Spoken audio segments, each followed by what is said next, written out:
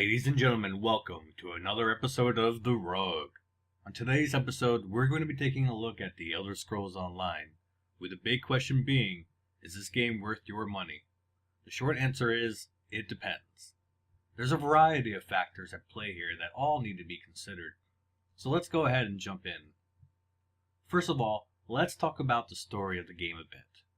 While this isn't always the most important aspect to every gamer, there are certainly plenty of people that are very interested in Elder Scrolls lore.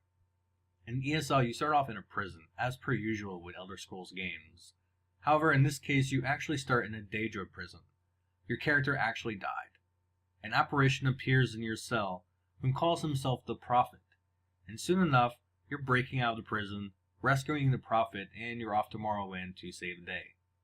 Neat fact, the Prophet is voiced by Michael Gambon, who also played Dumbledore in the Harry Potter movies.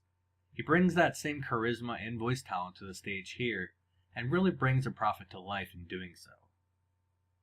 The start of the story isn't anything we haven't seen before.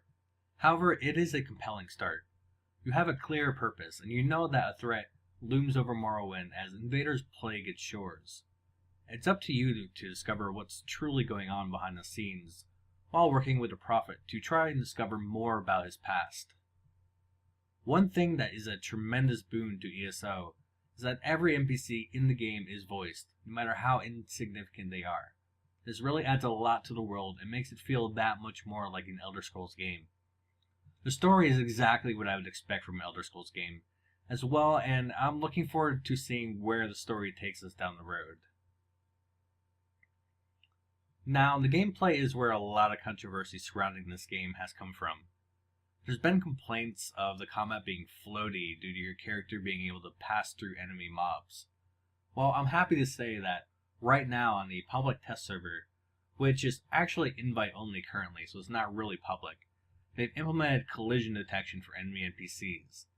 This means that you can no longer run through enemies and they can't run through you. So combat feels a whole lot better as a result.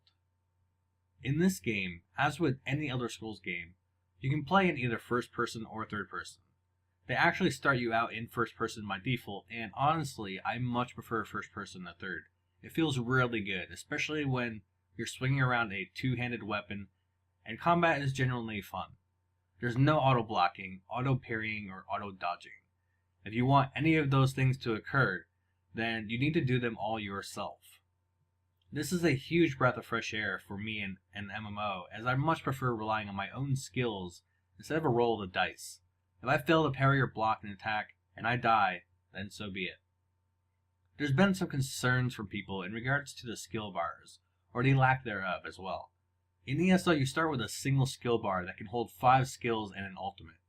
Each class has 3 skill trees to choose from, along with additional skills obtained from each weapon type, armor type, and the various guilds. Instead of having one class with 40 different skills, they've opted instead to split the various abilities up, allowing you to build and customize your character how you see fit. At level 15, you gain the ability to have 2 weapons or sets of weapons if you dual wield equipped. These weapons can be swapped between at any time, in or out of combat, and each has its own skill bar. So for example, you can have a sorcerer with a DPS bar and a crowd control bar, or a Dragon Knight with a tanking bar and a DPS bar. Personally, I like the way they've done this. Combat is versatile enough, especially with the ability to swap between weapons, that there's plenty of options for how you tackle situations. This game is designed to be very visceral and in your face, unlike more traditional MMOs, and so it's actually to your benefit to not have 6 skill bars in this game. I'm also past the point of where I can have fun with pressing an assortment of buttons all in the right order, while contending with a global cooldown. This is an archaic skill system, and I'm happy to move beyond it. Graphically, ESO is one of, if not the best looking game out there right now. Granted, the graphics in the game are not up to par with Skyrim, but it's certainly by no means an ugly game. Many MMO players out there don't exactly have the best of PCs, and when you consider the scope and size of this world, as well as the massive draw distance that you have, it makes sense for the game to look the way it does. There's certainly some poor textures in places, but the sum of the whole makes for a very beautiful world. There's a full day-night cycle, weather effects which are limited to a specific region, meaning that it could be raining in one place but not another, and dynamic lighting that makes for some gorgeous effects. I will say one thing about the animations though. Like pretty much every other Elder Scrolls game, the animations are nothing to really be impressed by. Fighting in third person looks and feels clunky in comparison to first person, and the running animations aren't the best.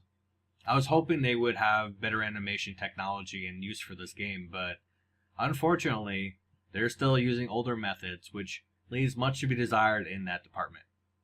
I can definitely understand some people being upset about the animations, and I don't feel they really have an excuse from budget constraints in this regard. I mean, they've definitely got a lot of money that they've invested in the game, so I really wonder why they didn't go with more modern methods in the end.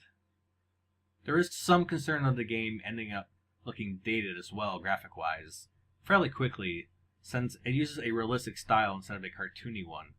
I will say this is a valid concern, so if you think in a year or two that you just won't be able to stand the appearance of the game, then you might want to pass it up. Visual style is certainly an important aspect when it comes to considering any game, and this is no less true for an MMO. ESO's world looks gorgeous now, but how will people feel about it in a couple of years when technology has been bumped up again and new game releases are looking more and more realistic? Who can say? So far it looks, plays, and feels like an Elder Scrolls game, but does it sound like one?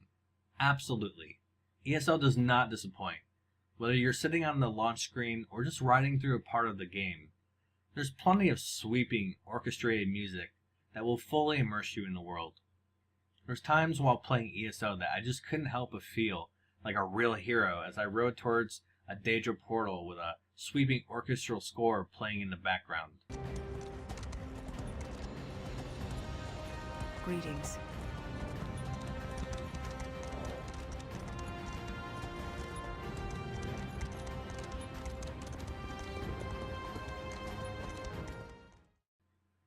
They've really done the game justice with the music, and I'm excited to see what sort of musical tracks will be treated to during various boss battles later in the game.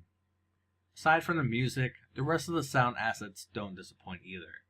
The majority of the voiceovers are done quite well, though there are some here and there which are a bit iffy. Combat sounds are great overall as well. Mace on shield, sword on sword, a strong attack slamming your opponent onto the ground. These all sound really good and further add to the immersion. Another aspect of the game is the huge and deep PvP system. You can actually level up your character to 50 from within PvP without ever setting foot back into PvE after you've reached level 10. Meanwhile, you also have the bonus of having your character adjusted up to level 50 in the PvP zone, so you can fight on equal footing with everyone else.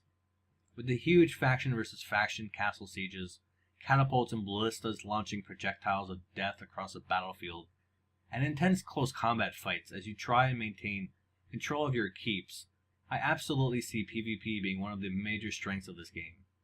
If you're a PvP player, then quite simply, this is the game you've been waiting for. PvP here is similar to Guild Wars 2, except they go even further, allowing you to destroy castle walls and then rebuild them and so on. It's a ton of fun, easy to get into, and absolutely worth your time. In addition, you also have the crafting system, which allows you to be any number of professions and craft your own goods. These take skill points as well, so you can opt to level these up instead of combat-focused abilities. Any enchanted object that drops can be researched to unlock that ability for when you craft your own weapons and armor. Or, if you prefer, you can make the enchantments that players will be seeking when they craft armor sets. Alchemy is also in the game, and this allows you to make all those powerful potions that players will be seeking for raids. No matter what profession you choose, the system is very deep and very fun.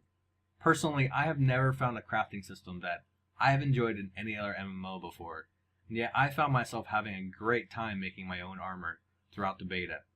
In addition, there's forges hidden throughout the world, which can be used to make certain armor sets that have special traits. For example, there's one where each piece of armor gives you a chance to use fire breath on your enemies in combat. Each set of armor like this has unique traits and attributes and can be crafted for a variety of levels. Cosmetically it'll be the same, but you can craft it for level 5 or level 50. If crafting is your thing, then you will absolutely be right at home in ESO. And now for the parts that people are concerned about. These include the Imperial Edition pre-order, ESO feeling like a dumbed down Elder Scrolls game, and being annoyed with the multitude of other people doing the same quest as you. When it comes to the Imperial Edition, I certainly understand people being upset by this, as Imperials are a big deal in the Elder Scrolls universe. Having them locked off to pre-orders is definitely something that has pissed a lot of people off. If you can't stand this, or if it's something that you can't abide by, then go ahead and skip this game. If you feel that ESO is just a dumbed down Skyrim, well, I can't really agree with you there. In many ways, it's actually better than or on par with Skyrim. For example, the AI in this game is superior to the stock AI in Skyrim. While you don't see this at first, as you gain additional levels, the AI starts to work together and even call out to one another. I've seen things from them calling to one another to dodge my AoE abilities, as well as dropping oil on the ground and yelling out, "Light it!" to the archer hanging in the back, who then proceeds to shoot a fire arrow into the oil and set it and you on fire. Rogues will backflip over you and stab you in the back from behind, and this is at around level 10 to 15. Imagine what we're going to see at level 30, 40, 50, and beyond. Questing feels like it does in any other Elder Scrolls game. The only difference is that you have other players there with you doing the same quest, killing the same mobs. A lot of diehard Elder Scrolls fans seem to take offense to this, as it makes them feel less special. But that's simply the reality of an MMO. There's no way around this fact, which, for a number of people, is going to make them unable to enjoy the game. This isn't Skyrim Online, folks. While it is indeed called Elder Scrolls Online, it is just that. An MMO that takes place in the Elder Scrolls world. If you're hoping for the same experience as Oblivion or Skyrim, then you will be disappointed, and you might want to skip the game for that as well. Bethesda releases new single-player Elder Scrolls games every 4 to 6 years based on the average development cycle for them. So you've got a couple more years to wait for that. So, in the end, who should buy this game? If you're a fan of Elder Scrolls and you are looking for that single-player experience, well, you won't find it here.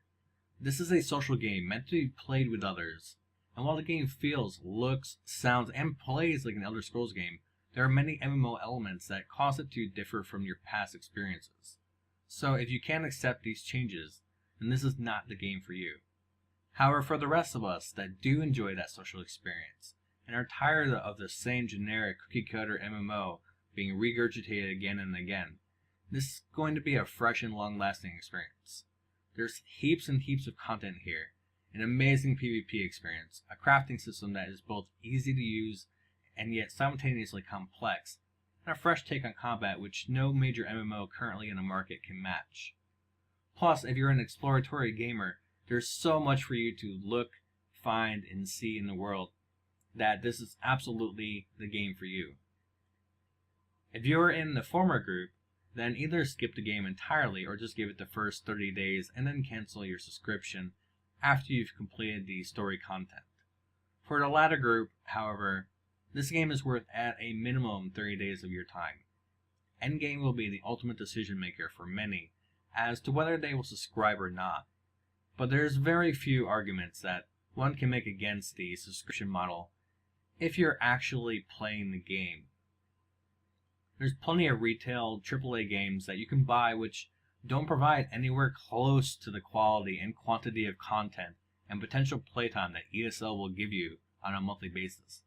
$15 per month for unlimited potential game time every month, simply put, pays for itself. And this also allows the developer to keep their staff on board, developing new content and fixing bugs, instead of having to fire half of them the day the game launches. Ultimately, the decision is yours, but I hope you've taken something out of this, whether it be negative or positive towards the game. Personally, I will be playing the game on day one, and I've committed myself to at least the first 30 days.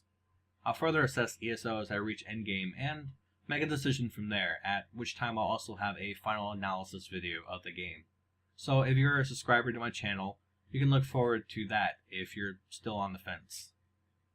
Anyway, thanks for watching, and I'll see you guys next time. This is Striketh, checking out.